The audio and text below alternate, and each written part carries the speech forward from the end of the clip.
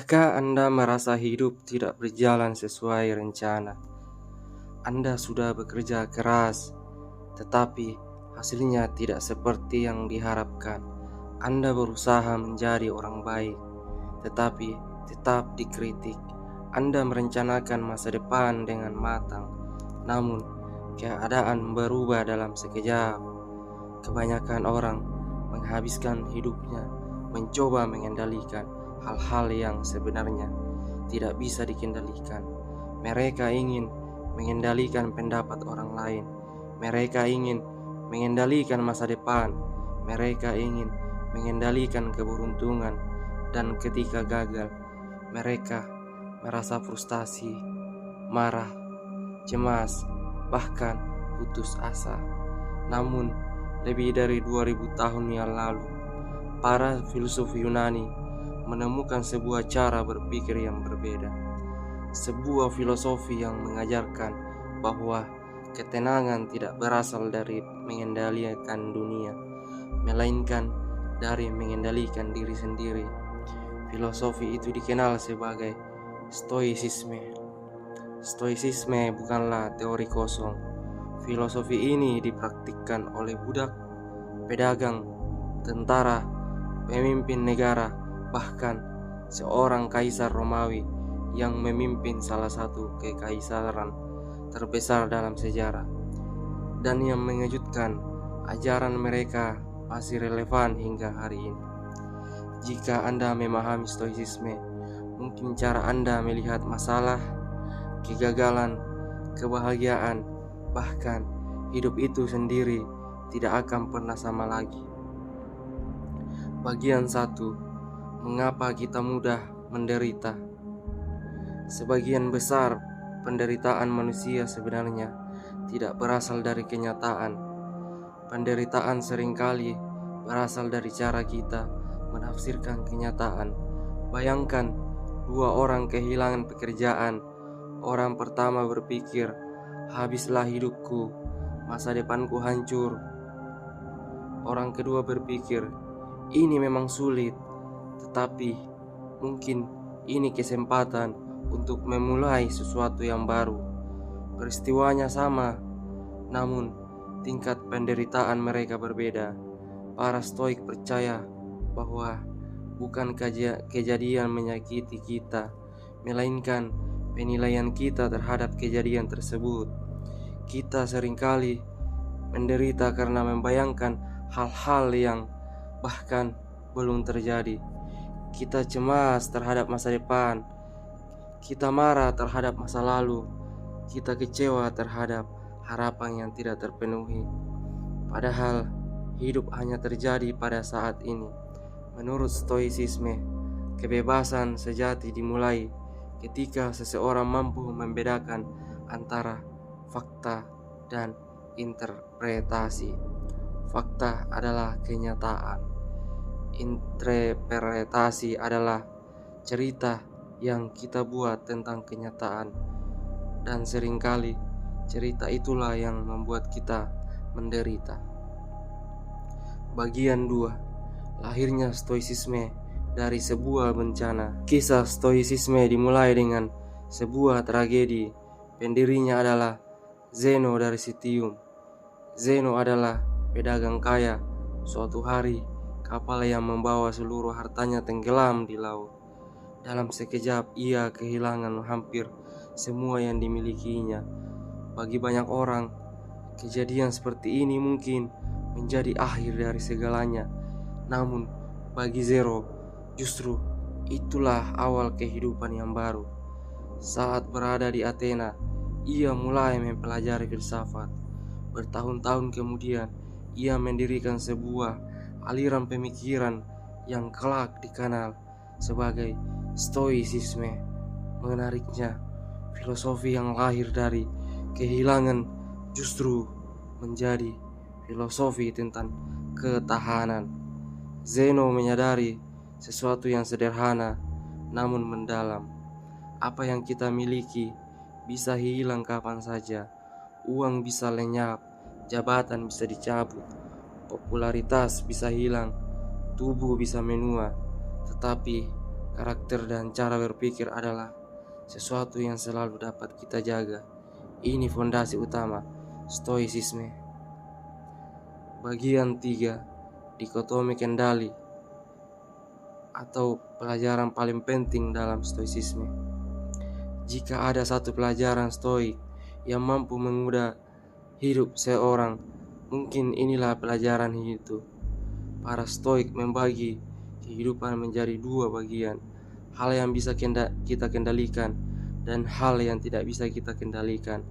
Kita bisa mengendalikan pikiran kita, tindakan kita, pilihan kita, sikap kita, tetapi kita tidak bisa mengendalikan cuaca, masa lalu, perilaku orang lain, opini orang lain. Banyak peristiwa dalam hidup, masalah muncul ketika kita menghabiskan energi untuk hal-hal yang berada di luar kendali kita.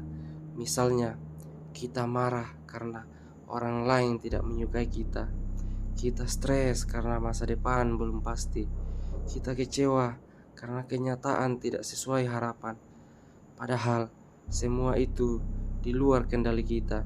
Stoicisme mengajarkan, alihkan fokus pada apa yang benar-benar bisa Anda lakukan hari ini. Karena itulah letak kekuatan Anda, bukan pada hasil, melainkan pada tindakan. Bagian 4, mengapa orang stoik tidak takut kegagalan? Kebanyakan orang takut gagal karena mereka menghubungkan nilai diri dengan hasil. Jika berhasil, mereka merasa berharga. Jika gagal, mereka merasa tidak berguna. Orang stoik berpikir berbeda. Mereka menilai diri berdasarkan usaha dan karakter, bukan hasil akhir. Bayangkan seorang pemanah, ia bisa berlatih dengan sempurna, ia membidik dengan tepat, namun angin dapat mengubah arah panah. Apakah itu berarti ia gagal? Tidak, karena tugasnya adalah membidik, bukan mengendalikan angin. Begitu pula hidup, kita bertanggung jawab atas usaha, bukan atas semua hasil. Ketika memahami prinsip ini, seorang menjadi jauh lebih berani, karena kegagalan tidak lagi menghancurkan identitasnya. Bagian 5, pelajaran dari seorang budak dan seorang kaisar. Salah satu tokoh stoik terbesar adalah Epictetus. Ia lahir sebagai budak, hidupnya penuh keterbatasan, namun justru dari keterbatasan itu lahir kebijaksanaan luar biasa. Ia berkata, bukan apa yang terjadi pada Anda yang penting, melainkan bagaimana Anda meresponnya. Berabad-abad kemudian, ajaran yang sama dipraktikkan oleh seorang kaisar, yaitu Marcus Aurelius. Ia memiliki kekuasaan yang luar biasa, namun ia tetap menulis mengingat bagi dirinya sendiri bahwa hidup itu singkat, bahwa manusia tidak sempurna, bahwa kesulitan adalah bagian alami dari kehidupan. Menariknya, seorang budak dan seorang kaisar menemukan kedamaian melalui filosofi yang sama, karena stoicisme tidak bergantung pada status sosial, ia bergantung pada cara berpikir. Bagian 6, memento mori atau mengingat kematian untuk menikmati hidup. Ada satu konsep stoik yang sering disalahpahami, yaitu memento mori. Artinya, ingatlah bahwa kamu akan mati. Sekilas terdengar suram, namun sebenarnya sangat membebaskan.